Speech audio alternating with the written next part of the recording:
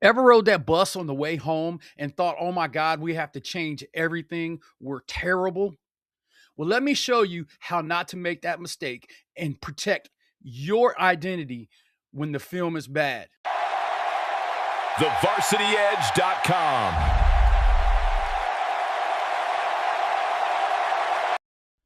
All right, coach, let's talk about the moment where every new coordinator is tested. And it's not on Friday night when things are going bad, and it's certainly not when things are going well. It's the first 24 hours after you turn on the film and everything looked horrible.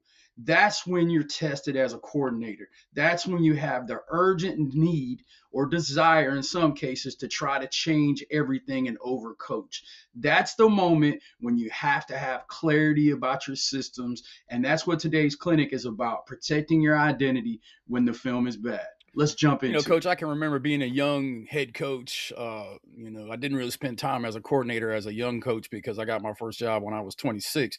But I can remember the first time I was riding a bus home, and I had a veteran guy on my staff, and we had just played terrible, and I just thought the end of the world was coming.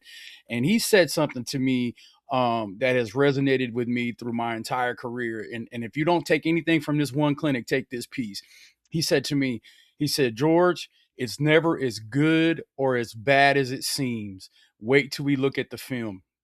And boy, did that not just resonate with me when I got back to the house that night and threw that film in and started watching and realized that, yeah, we had gotten beat up pretty bad on the field on the scoreboard, but it was just little things that needed to be fixed that would have um, change that thing. So sometimes, that's the truth. The film helps, but other times, bad film triggers emotions before clarity. You look at the film and you're not paying attention to the little things. You're just seeing the little run, the long run or the long pass, but you don't recognize that really that occurred because one guy filled the wrong gap, or it was a bad drop by the DB, or whatever the situation may be, or one guy missed a block, or we stepped with the wrong foot. So, you're just emotionally involved in that part where you're just like, oh my God, what are we going to do? We can't stop this. We can't stop that. And urgency, increases faster than understanding.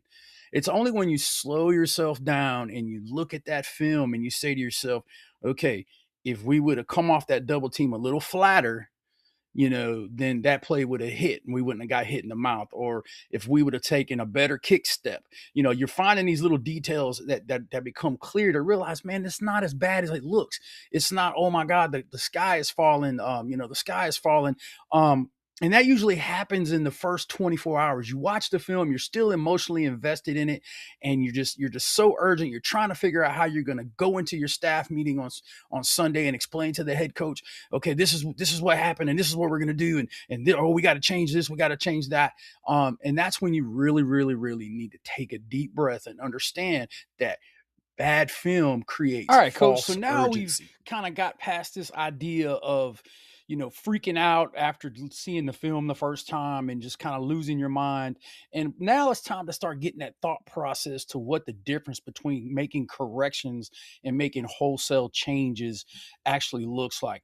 So corrections fix execution. Am I stepping with the right foot? Is my hat placement right? Is my eye progression being corrected? These are all things that are corrections. Changes, however, are when you do things like add formations, change up your front, go max protect when you're a 6-man pro kind of guy. So changes actually alter your identity, and a lot of times that to a lot of young coordinators is the answer.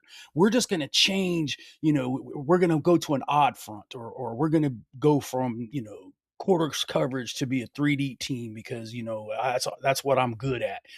And you just kind of change everything wholesale instead of making actual detailed specific um corrections. And that's when you have to kind of go back to the simplicity of the thing, and understand that when you're doing that, when you're making those kind of changes, you will talk about this later in the clinic, but when you're doing those kind of wholesale system wide changes, it makes it actually harder, and it doesn't fix anything. It just All right, adds coach. to the So what does problem. panic actually look like? Well, there are some common overreactions that a lot of coordinators, both young and a little bit older, make after seeing some bad film. And most of these things are going to make the week harder on the kids, harder on the coaches, and really not give you the results that you're going to want on Friday night. So, the first one would be like over adjusting scheme. The answer is never to do more, guys. I learned that being an air raid guy. When I first started out with the air raid, you guys have followed me for a long time, know that story. But, one of the things that I learned from Coach Mummy and in a conversation I had with Coach Leach one time, he mentioned to me, what do you think about this play that they were all talking about? We were all having dinner. And I said, well, I like it, but I'm thinking, what do I have to take out to put that in? And he looked at me really quick and that little smirk that he always had. And he said, you get it. And that's really the concept that makes great coaches great, is that you really understand that the least you have to teach and the least your players have to learn, the better they're going to play. But one of the first overreactions we're all guilty of it, is when we play bad and the film looks terrible, we want to over adjust everything, including the scheme, adding coverages, doing this blitz or changing that. And that's just really, really hard. A lot of times we'll pull the plug on a personnel prematurely, especially if you're more of a two platoon kind of guy and you got a big time defensive lineman or something like that. Next thing you know, you're going to be tempted to put him at offensive tackle. I can remember early in my head coaching career, we had a kid that was a really, really good defensive lineman, but he was probably our best right tackle as well. And then we had another kid who was, pretty average, but worked hard, played hard. And I could remember, wanting to play the defensive lineman at right tackle, and Coach Salas, who was on my staff at the time, he looked at me and he said, in the fourth quarter, when that right tackle is at 75%, is he going to be better than this other kid at 100%? And the answer was no. And so we didn't change personnel prematurely, and that other kid ended up being a solid 2-year starter for us, and the defensive tackle ended up being just a dominant defensive player because he didn't have to go both ways.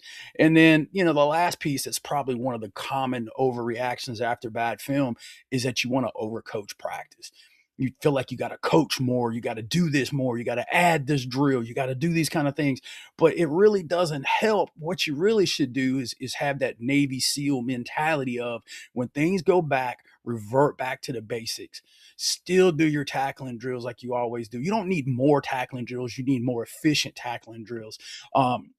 Practice, alignments and stunts and things like that. And especially as a defensive coordinator, sometimes you just feel like you got to go out there and you got to run pursuits and you got to do this and you got to do that. Really, you might want to slow down, get them on the barrels, and make sure everybody's lined up and everybody understands where they fit in the scheme. And if you can prevent yourself from having these common overreactions, you'll help yourself have a little bit more clarity about and keep your identity sound and trust the system that you've built. Coach, I hope you enjoyed this short glimpse into my new course, Protecting Your Identity When the Film is Bad. The whole course is going to have about 18, 19 chapters in it. It's something that's really cool, especially if you're a new offensive or defensive coordinator, to really think about, how do I handle the bad problems? That's what we're doing here at Varsity Edge. We're helping to give you tools to help you become a better coach.